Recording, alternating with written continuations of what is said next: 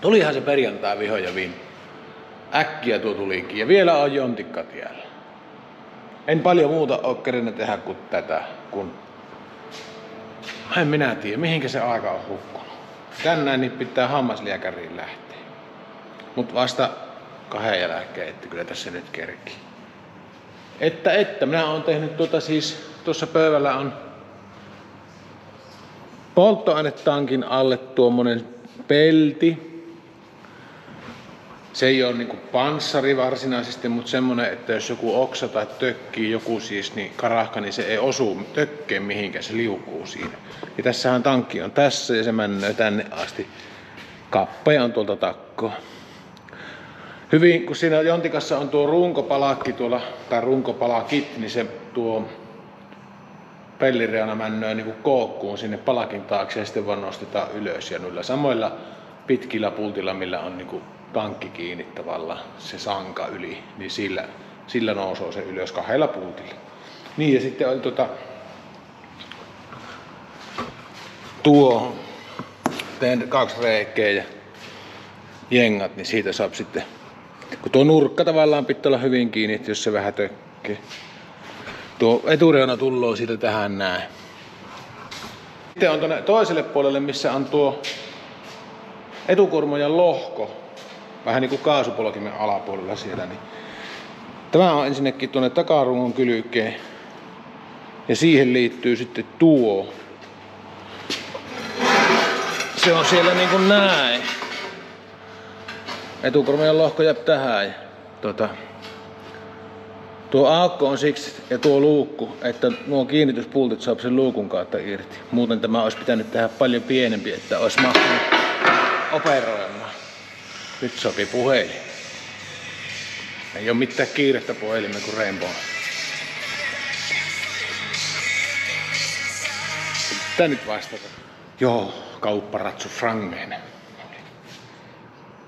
Niin, semmoset panssarit on sinne. Mitäs muuta?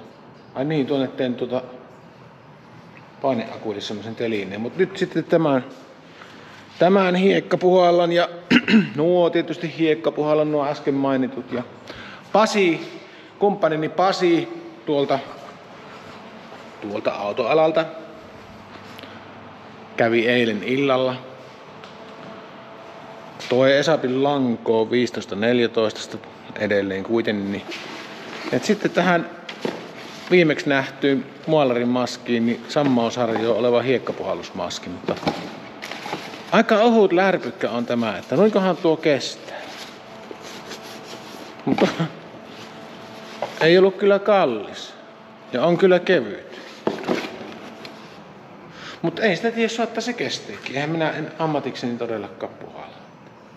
Mutta pikkusen petyin siitä, että no ei tänne sisään voi kahtaa, mutta ei ole kunnon päähinettä tuolla. Että tuommoinen ihan köykäinen, missä ei ole mitään sietoja, niin semmoinen on puhannut.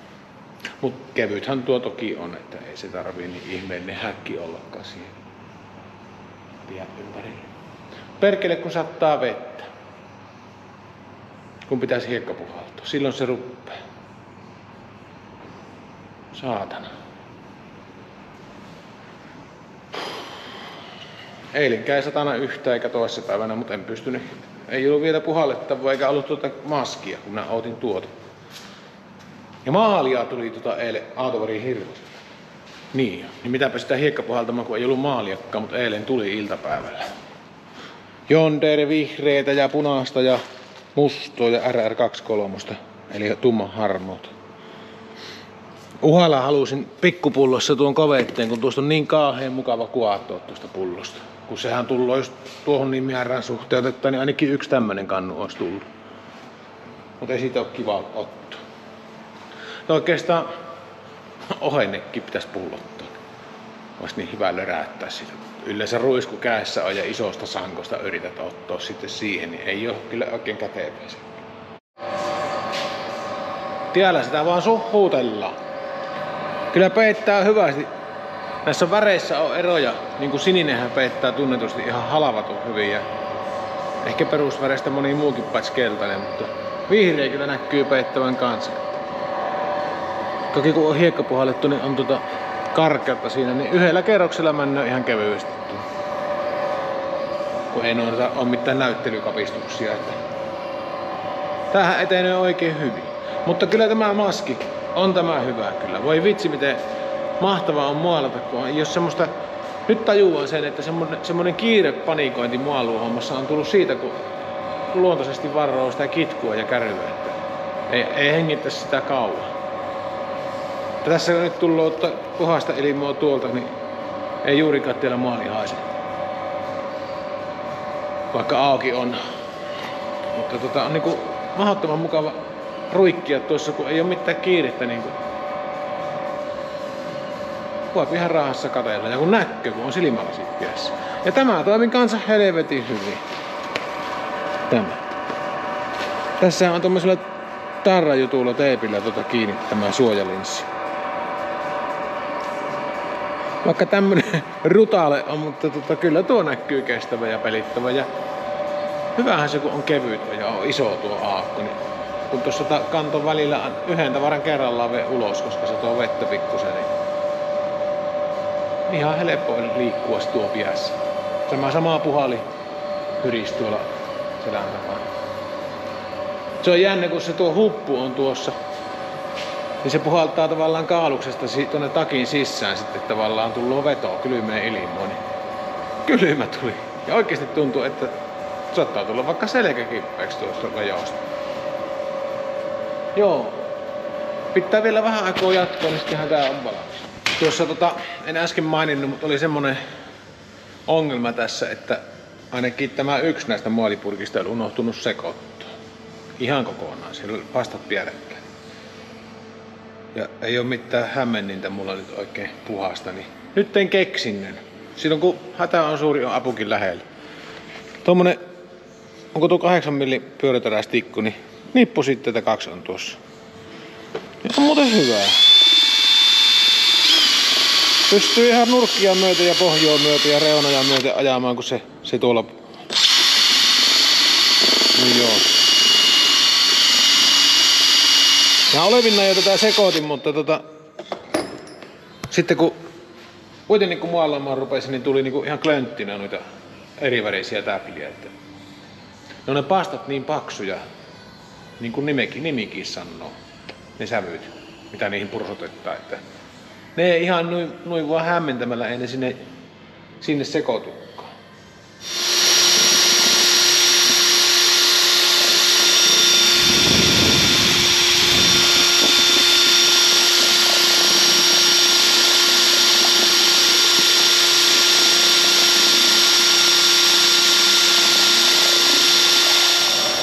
Kyllä se muuttuu. Kyllä se nyt oli muoli sekaisin ihan oikeesti. Että ne kaikki pienet, siellä oli niinku vähän niinku rakkeita, liukiimattomia rakkeita. Jakeita tai rakeita.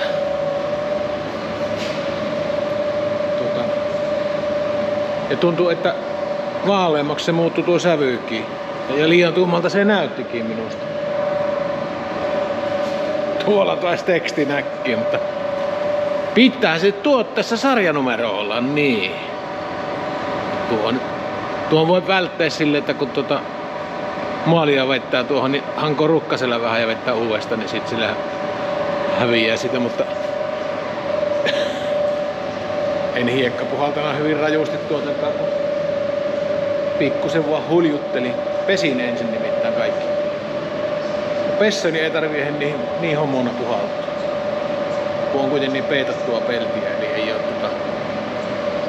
ei ole sitä hilsettä, niin kuin on sanonut, niin kuin tämmönen pitää hiekka puhaltaa paljon kovemmin kuin tämmönen. Tuo kyllä nimittäin pyssyy tuo uretani muolia. Minähän tuon paljon, kun tein itse. Siitä on nyt 5 vuotta. Äsken tää oli nimittäin Facebookissa muisto. 5 vuotta vanha kaivettiin kanavia. Ei siitä ole muoli lähtenyt yhteen, sitä ei ole hiekka puhallettu. Eikä ole edes rälläkällä tuolleen karhennettu, mutta pesin älyttömän hyvin. Siinä mitä nuormuja on tullut, niin niissä on ruostettu, mutta ei ole silti levinnyt se. Tää on se kyllä ihme muolia. Huikee fiilis. Kävin hammaslääkärissä ja Onko teillä maali kuivannut? On se joo vähän nahketaan. Hammashoitaja, siis hammaskivien poistossa rapsutuksessahan minä kävin, niin aikaisemmin oli jopa 4 vuodessa. Tupakoin niin kun lopetin ja muuten niin mikähän se muu juttu, pesin minä varmaan sitten paremmin, mutta 3 vuodessa on käynyt, niin nyt se sanoo, että on niin hyvä tilanne, että ei kun 2 vuodessa. Että. Eikä sitä 45 minuutin aika oli, en minä ollut kuin puoli tuntia. Onpa hyvä. Mukava. Hyvä perjantai fiilis, kun on. Nämä on muolattu ja hammaslääkärissä on käyty. Tai eihän se nyt lääkärissä ollut, mutta hoitajalla. Joo. Tää kahtois huomenna jaksais ruveta hiluksin lämmitintä laittamaan loppuun. Se olisi tavoitteena tässä.